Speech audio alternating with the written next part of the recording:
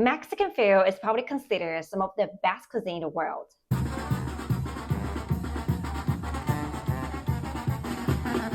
I mean, look at this.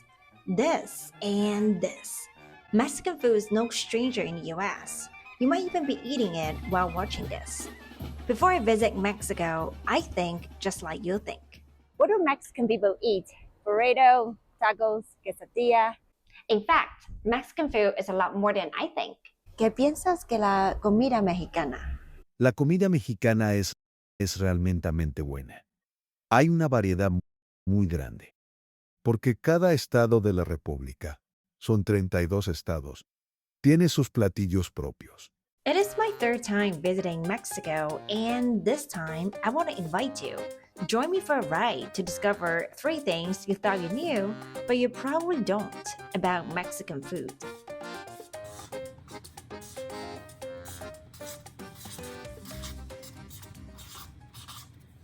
And what's your favorite taco? Al pastor. Taco al pastor is a classic favorite for any taco lover. What makes it really special is this. The marinated pork cooked on a vertical spit. The meat was thinly sliced. In a taquero, flip the blade upward to slice up a piece of pineapple from the top, sending it flying through the air and landing neatly on a taco. With onion, cilantro, and salsa, you've got one of the best tacos Mexico City has to offer. And if you look at this, yes, it looks very similar to this. The vertical rotisserie originates from the Ottoman Empire. And your hunch is correct. The tool and the roasting technique was brought in by the Lebanese immigrants who fled to Mexico in the late 19th century, but the term al pastor existed before the Lebanese arrived. And Mexicans' love for rotisserie and barbecue is one of the reasons taco al pastor was invented. Al pastor means herdsman, and the name kind of reminds me of Hungarian national dish, goulash, which also means herdsman. From the name, you can tell whatever dish that has given the name shepherd or herdsman, you know the dish has a humble country roots that is equally shared by a lot of people. And very likely, it was cooked over an open fire because that's what a herdsman does when cooking while herding. The term al pastor comes from asado al pastor, a roasting or a barbecuing style that is very popular in Mexican countrysides, especially during festivals. Picture this, you are celebrating something with a lot of people, and at the center of it, a turkey skewer on a spit, roasting over an open fire. And the best part? Everyone gets a slice, no matter who you are. Fast forward to the late 19th century, on the other side of the world, Lebanese Christians were packing their belongings, ready to embark on a journey to the New World. They were escaping persecution and civil violence under Ottoman rule. I'm not going to dive into the full story here, but if you're interested in knowing what was happening in the Ottoman Empire at that time, feel free to check out my video on Armenian food. From that, you'll have a better sense of understanding why the Ottoman Empire was a dangerous place at a time for Christians and other minorities. Mexico welcomed the Lebanese and helped them settle in quickly. The newcomers lived peacefully with the locals, learned to speak Spanish, embraced Mexican cuisine, and gradually went to the same church as everyone else. And at some point in Puebla by the 1930s, taco árabe, literally means Arabian taco, was born. The Lebanese used pita instead of tortillas, filled it with spiced lamb and called it a taco. As for the evolution from taco árabe to taco al pastor, nobody really knows who actually invented it.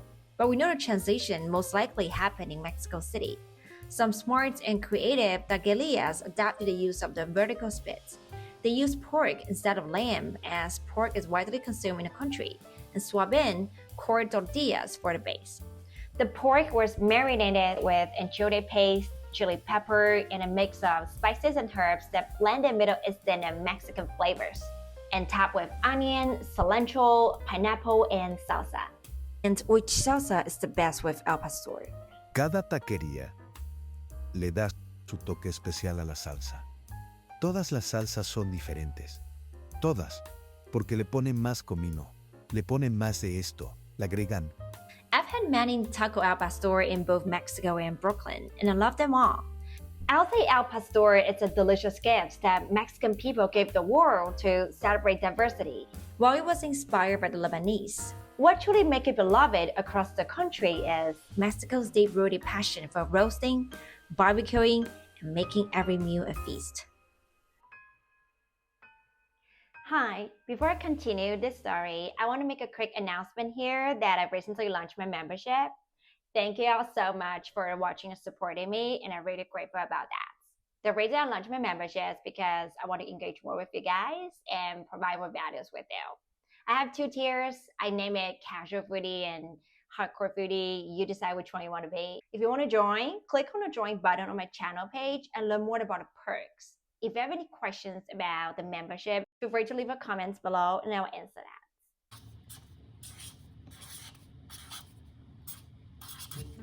This is quesadilla. This is quesadilla. This is also quesadilla.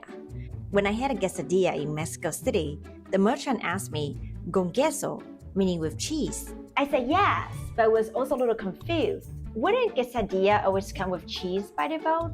I remember the first time I had quesadilla, I asked my friend, what's the difference between a quesadilla and a taco? And she said quesadilla always comes with cheese because quesadilla in Spanish means a little cheese thing, but taco doesn't come with cheese. But when I was in Mexico City, I realized that quesadillas there don't come with cheese by default. You have to ask, con queso, por favor. Not just the cheese thing, the shape could be different too. Like this, it actually looks like empanada to me, but I swear this is a quesadilla I ordered. The filling is very good. It is pumpkin flour, no cheese, but I really like it. Mexico City is the only place in Mexico that you have to specifically ask for cheese while ordering quesadilla.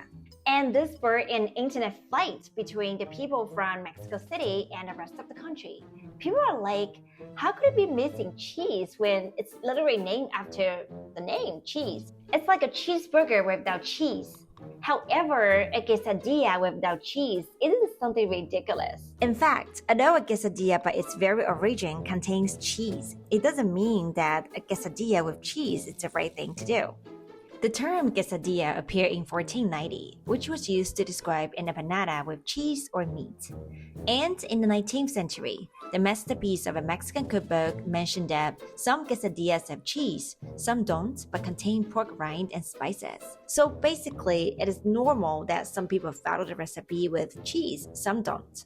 However, it is unclear to me why people in Mexico City follow those that don't have cheese. I guess it might just be a city thing that people wanted to do this in their own ways. But if you know the reason, let me know in the comments. So back to our original questions. What is quesadilla? And what are the differences between quesadilla without cheese and a taco? A quesadilla is a tortilla folded in half, while a taco is open-faced. The shape probably matters more in this context. You can think of it as different shape of pasta like spaghetti or linguine. As for me, as long as it tasted good, I don't really mind whether it contains the cheese or not, because not everything goes well with cheese after all. The Salvadoran quesadilla doesn't even contain a tortilla.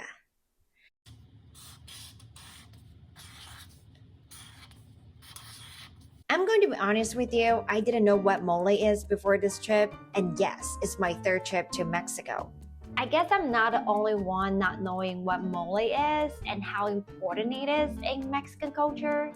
I used to think Mexican food is all about taco, or basically anything wrapped with a tortilla. But if you ask a local what a national dish is, they will probably tell you it's mole. Yo pienso que el estado más rico en comida es el estado de Oaxaca. Tiene una variedad culinaria impresionante. Va desde el gusano de mamey, que hizo un insecto, hasta el mole negro, que tiene más de 25 ingredientes. Funny thing is, mole isn't even a dish, it is a sauce, a beautiful sauce. What's so special about mole is that it can have more than 30 ingredients including various dried chilies, spices, nuts and seeds, fruits, and even chocolates. You can mix and match different ingredients and create a variety of moles with different flavors and colors. The state of Oaxaca is one of the best places to try mole. And because so many spices and ingredients are used, you have black mole, red mole, yellow mole, gray mole. Traditionally, mole is grounded on this tool, medare. A flat stone is used to grind chilies, spices, and seeds. In fact, some people in villages still make their mole this way. It is similar to how Indian people grind their spices and make their curry. It's a labor-intensive process, but trust me, hand grinding fresh ingredients always gets you the best mole. The flavor is complex and in-depth. It's smoky, earthy, nutty, slightly sweet, a little spicy. It really opened my mind to mole and made me want to try different colors and flavors and types. Mole is one of Mexico's national prides because it embraces both indigenous roots and European heritage.